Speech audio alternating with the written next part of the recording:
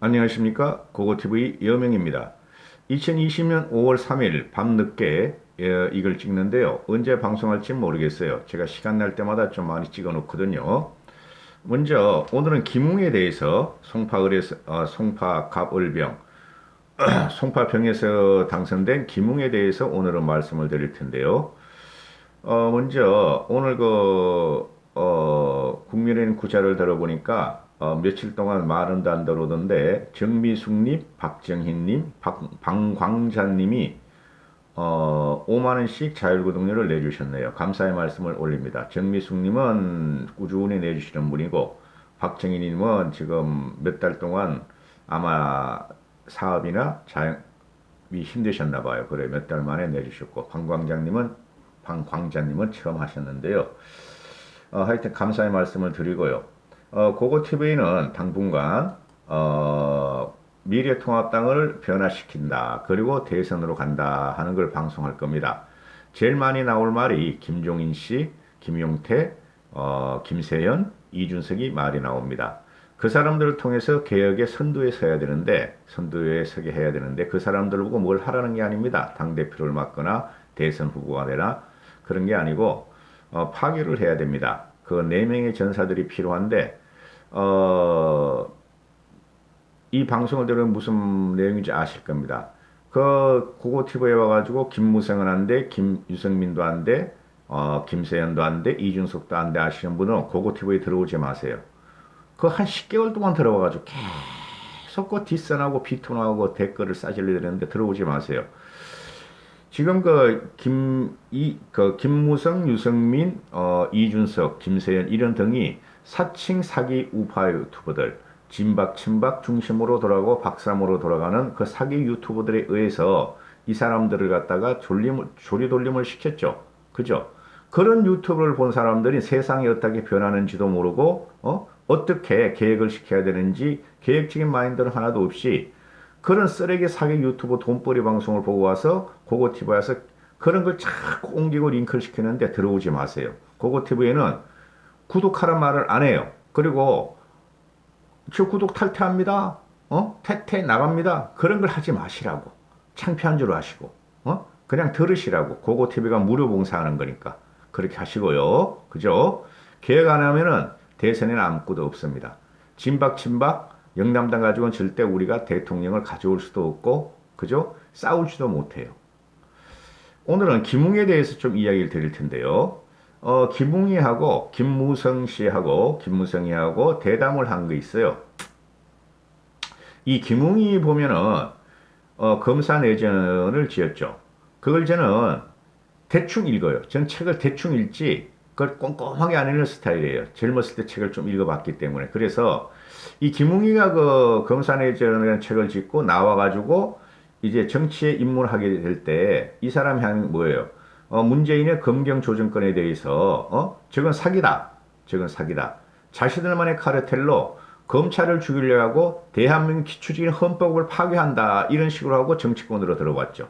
처음엔 유승민이가 끌어들였고 미래통합당을 합당하는 거에서 어리버리하게 그냥 들어와서 했는데 김웅이도 이번에 송파 갑을병에서 병이 그게 무조건 보수 우파의 텃밭이에요. 보수의 텃밭인데 압승을 해야 됨에도 불구하고 신승을 했어요. 이번에 김웅이가. 그만큼 요번에 미래통합당이 비토를 당했다는 겁니다. 중도 세력하고 민주화 세력들한테. 그런데 이 친구가 이제 선거가 끝나고 하는 말이 그거죠. 통합당이 왜 이렇게 밉상이 됐나 이해가 안 간다. 통합당이 밉상이 된 것은 공감 능력이 부족하고 없고 세대 교체가 없었다. 그래서 공감 능력과 세대 교체가 필요하다. 그리고 당권 투쟁을 몰두하면은 우린 모두 죽는다.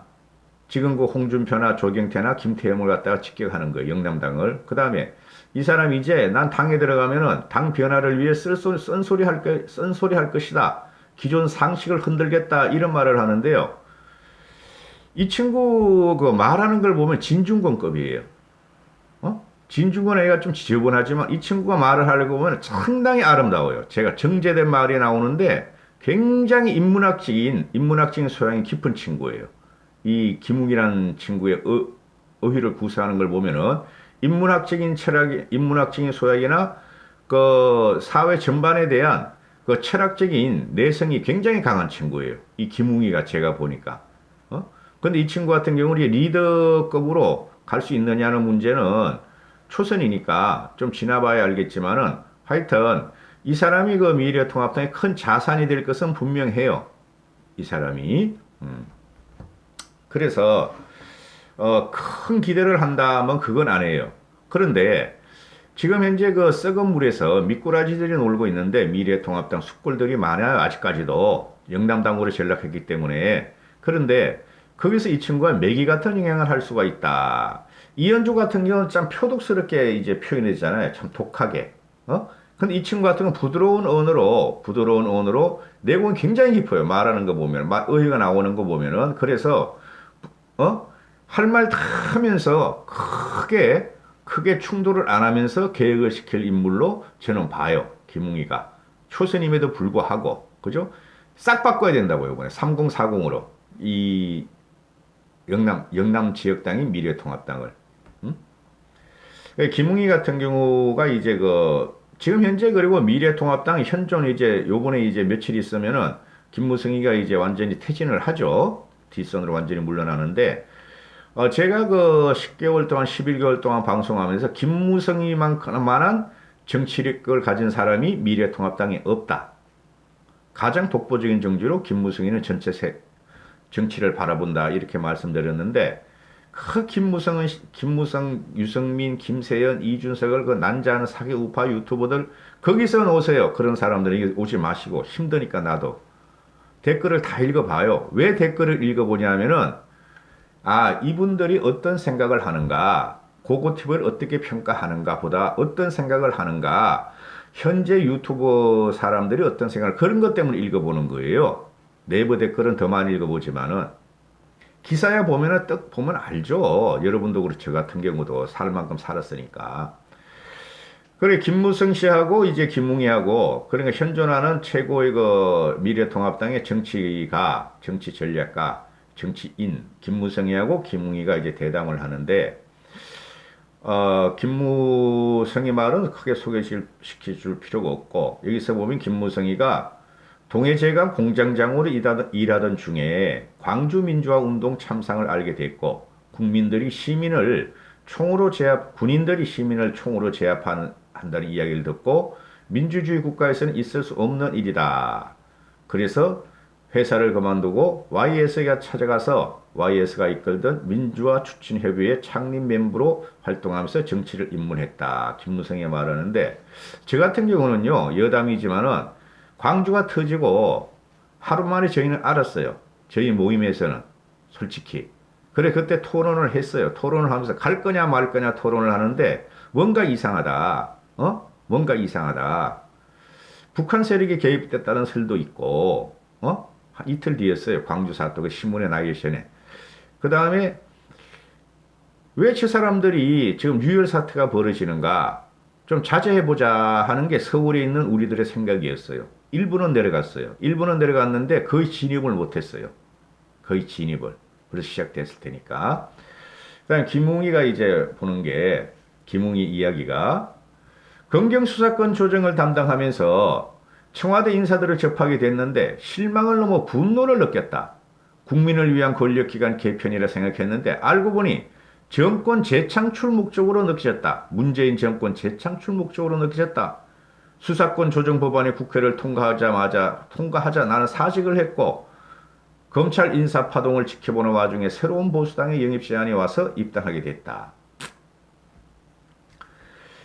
법무부 심의관실 검사로 근무할 때 17대였는데 그때는 당은 당대로 당론이 있었고 의원들도 자기 소신과 목소리가 있었는데 20대 국회에 와서 보니까 국회 업무를 하면서 놀랐던 것은 양진영이 개미 집단처럼 싸우기만 하다.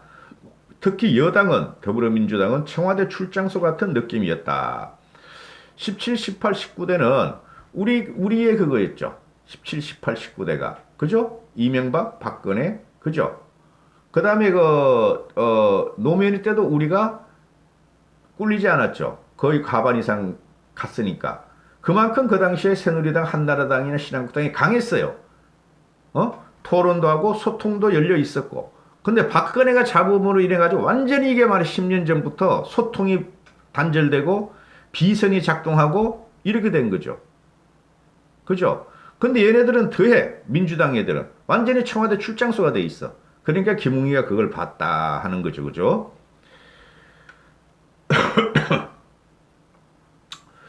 그래서 이 김무성이가 하는 말은 저도 그때 어떤 친구한테 야 이거 선거법은 넘겨주면 안 된다. 근데 공수처법은 넘겨줘도 된다. 우리가 찾아오면 된다. 물론 제가 방송할 때는 둘 다 하면 안 된다 방송을 했죠. 우파 유튜브를 저는 그래도 참여하고 있으니까. 저도 생각을 하기를 선거법은 이거 넘겨주면 큰일 난다 이거. 준연동형제 지금 완전히 걸레가 돼가지고 없어졌잖아요. 그 연동형제의 장점이. 그렇지만 이건 넘겨주면 안 된다. 그런데 공수처법은 저거 넘겨줘도 우리가 다수당을 하면은 일당을 하면 저거 뒤집을 수 있잖아. 김무성이도 지금 똑같은 말을 하네요. 김무성이도 그때 협상을 해야 됐다. 선거법은 우리 뜻대로 하고 공수처법을 넘겨주자. 그게 왜 그러냐면 민주당 애들이 목적이 공수처법이었잖아요. 선거법이 아니라. 그죠? 그리고 공수처법을 하기 위해서 4+1을 해가지고 심상정을 끌어들였잖아요. 그죠? 그렇잖아요. 그리고 결국에 보니까 이 선거법이란 거는 준연동 경제는 완전히 위야무야 되고 오히려 양당 독재가 더 돼 있잖아요. 그래 당시에 저도 야, 이 선거법은 우리가 가져와도 공수처법을 갖다 일단 넘겨주고 우리가 나중에 일당이 돼서 뒤집자 이런 식이었다 하고 저도 생각을 했는데 김무성도 똑같은 말을 하네요. 그래서 협상이 실패했다. 그때 저도 상당히 놀란 게 아스팔트에서 그 태극기 부대들을 할 적에 왜 황교안이가 거기 가서 붙어서 정광훈이 찾아가고 연단에 서고 공수처 반대 선거법 반대 둘 다 했냔 말이지. 나경원이 하고. 그죠? 아무것도 못 얻었잖아요. 결과적으로 보면은. 그죠? 그리고 민심을 오판했다는 거죠. 숙골들이. 자, 김웅의 말을 일단은 말씀드릴게요. 김웅이가, 선거를 치르면서 답답했던 점이 통합당이 경제를 살리겠다고 외치기는 하는데 어떻게 살리냐는 물어보면은 답을 할 수 없었다. 소득 주도 성장이든 권력기관 개편이나 탈원전이 됐든 내년 초에 많은 문제가 발생할 것으로 보인다. 그때도 비판만 할 것이 아니라 어떻게 고치겠다라고 대안을 제시할 수 있어야 한다.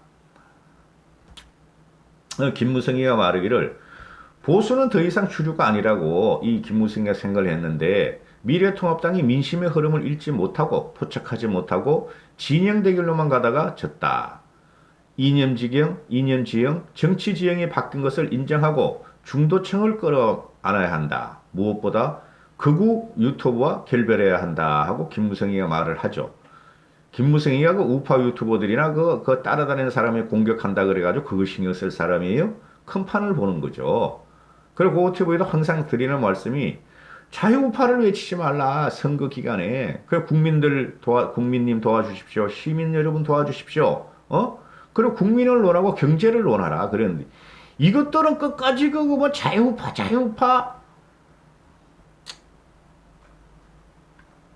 김웅이가 하는 말이 선거를 치르면서 차명진 세월호 유가족 비하 발언을 놓고 지지자들과 크게 싸운 적이 있다. 김웅의 말입니다. 우리 당의 문제는 큰 팩트를 부인하기 위해서 작은 팩트를 가져와 본질을 흐리는 것이다. 5.18 자체를 인정한 후에 논란이 되는 일부 유공자 명단을 이야기하는 것이 아니라 5.18 민주화 운동 자체를 부정하기 위해 작은 팩트를 걸고 넘어지는 시기다. 공감 능력부터 키우는 노력을 해야 한다. 제가 몇 번 말씀드렸어도 5.18은 대한민국 국군이 시민 일반 국민을 죽인 사건이라고. 그게 민주화냐 아니냐를 떠나가지고 그 자체로 이건 정당성이 없어지는 거라고. 국군이 국민을 죽였다는 것 때문에.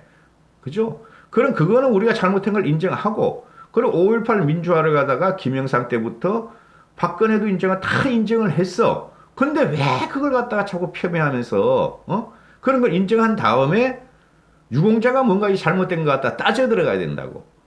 어? 근데 몸통을 갖다 꼬리가 몸통을 자꾸 흔들려 하니까 국민들로부터 팽을 당한 거죠. 당하고 있고. 세월호도 마찬가지고. 세월호 4.16 2014년 4월 16일 난 절대 못 잊어요. 저는 그때 얼마나 충격을 받았는데 2014년 4월 16일 그거는 누가 뭐라 그래도 국가 시스템의 미비와 공무원들의 혜택, 공무원들의 방기, 그죠? 아니 어떻게 대한민국 그 이 5천만을 가진 이 정부가 그 배가 그 정복하는데 한 명도 못 구하냐 말이지. 대통령의 잘잘못을 떠나서 대통령도 어떻게 할 수가 없었어. 그러니까 대한민국 행정부 아래 공무원 조직이 무너졌다는 거지. 그리고 공무원이나 국가가 국민을 어떻게 생각하는 게 단면적으로 나왔다는 거죠. 저 절대 못 잊어요. 그게 미국의 9.11 같이 나는 막 지금도 그 트라우마로 남아있다고 저 같은 경우는. 그럼 세월호가 잘못된 것은 국가가 국민의 생명을 못 구했다는 걸 인정하고 그 사람들이 사고처럼 울어먹는 것에 대해서 또 그 사람들이 너무 많은 국가적인 혜택을 받는 것에 대해서 비판을 해야지. 자체를 부정하면 안 된다는 거죠. 그래서 지금 요번에 제가 자꾸 이런 말씀 드리면은 거북하시죠? 저도 알아요. 근데 이제 우리가 알 건 알고 공감능을 키워야 되니까 대선을 이기기 위해서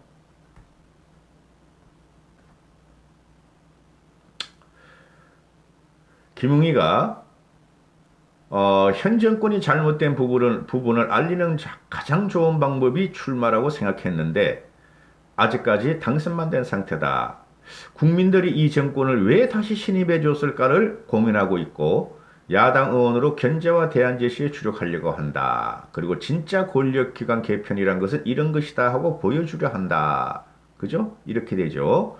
그럼 국민이 지지를 해야 돼요. 이런 사람. 그런 숙골들이 이런 사람도 지지 안 해. 나중에 보세요. 이 사람이 김종인 편에 들어가지고 그죠? 개혁에 들어가면은 개혁 세력으로 들어가면은 또 돈벌이 우파 유튜브 방송을 김종인을 까야지 돈이 벌리니까. 그죠? 그럼 김웅도 깐다고. 지금 당장 정규재 같은 경우는 홍준표를 떼우려 그러잖아.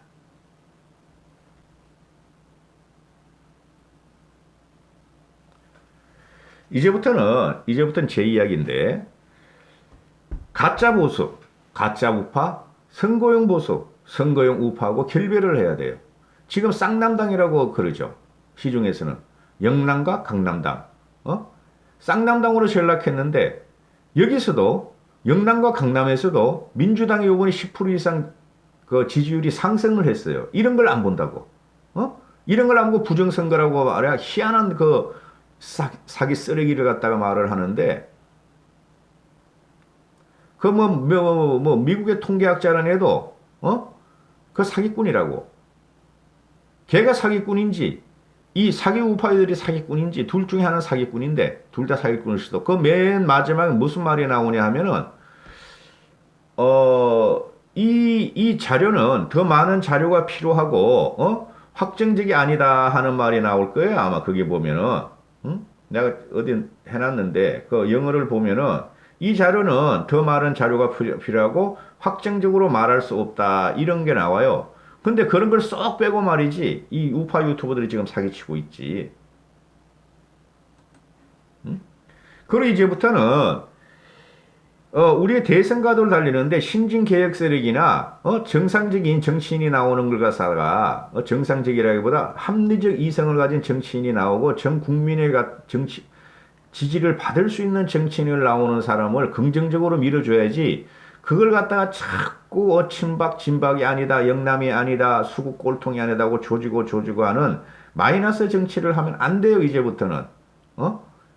지금은 선거 끝나서 얼마 안 되지만 저 친구들이 여유를 부리고 그러지만 언제 마각을 들이밀지 몰라요. 일당 독재가 언제 시작될지 모른다고. 그럼 그걸 막을 수 있는 사람들이 필요하잖아요. 근데 지금 이 통합당 내에서는 그럴 만한 전사도 안 보이고 그럴 만한 전략과 통치를 할 전략과 전술을 구사할 사람이 없어요. 그래서 김종인 씨를 일단은 우리가 가용을 시켜보자는 거죠. 그죠? 일당 독주 저거 금방 들어온다고. 근데 지금 엉뚱한 거 가지고 싸우고 있어. 그리고 젊은 보수를 키워야 돼요. 그리고 이제 실용 보수로 가야 되고, 실용 보수로 가야지, 생활 보수로 가야지 중도층이 우리가 오고 진보층도 우리를 갖다가 보기 시작해요. 언제까지 공산당 물러가라, 빨갱이 물러가라, 문재인 독재 타도 못했잖아, 3년 동안.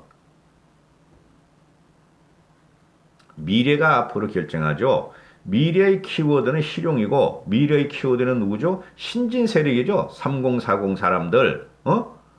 아니, 지금 40들이 친노라 그래가지고 변하지 않는다 그래서 언제까지 우리가 그걸 가만둘 거예요? 우리 쪽으로 끌고 오면 되지. 우리가 바뀌면 되지. 응?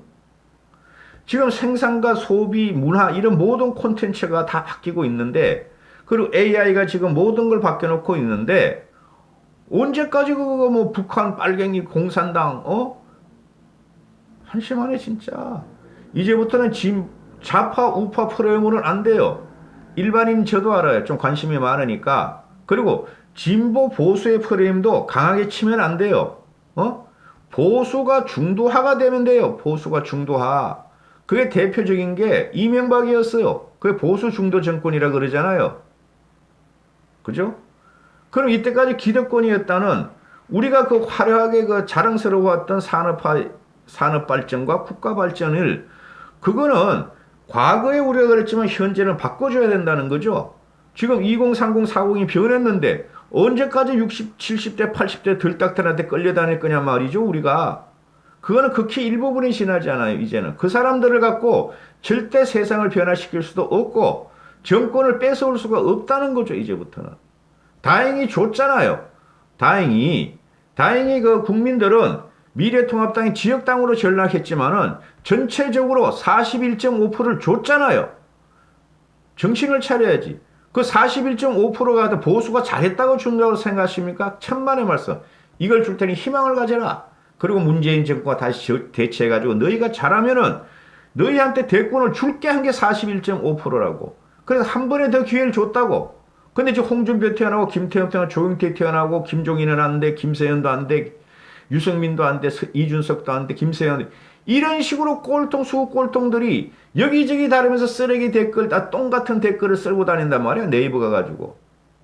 여기까지 하겠습니다. 감사합니다. 고고TV 여명이었습니다. 자꾸 그것만 생각하면 화가 나네요. 감사합니다.